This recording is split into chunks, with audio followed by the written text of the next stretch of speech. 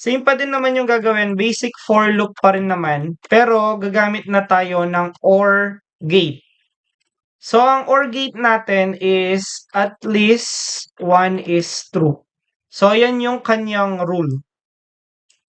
So, ang gagawin natin ngayon is first things first ay kailangan ho natin ng variable para sa OR gate natin. So, una is int natin siya and then cout.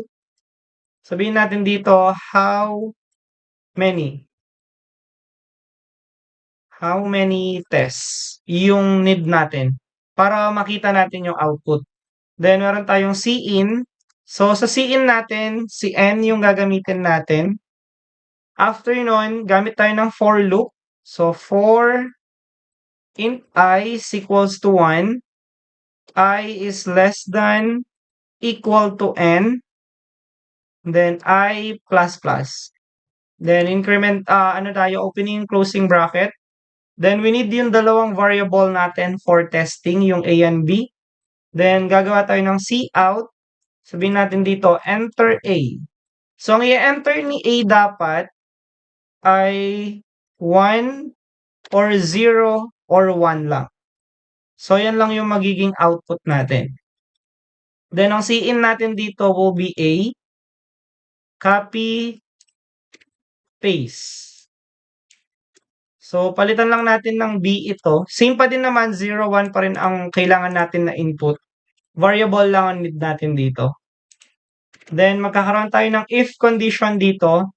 If ang A natin equal siya sa 1, or, so since OR gate ang gamit, so yan ang OR natin, B is equals to 1, gagawin natin, cout tayo, sabihin natin, OR result, 1. So, 1 ngayon yung result natin. Then, sa baba, meron tayong else. So, copy lang natin siya. Paste. Ito naman ay 0. So, run natin para sa OR gate natin. Remember, ang OR gate, at least 1 is true.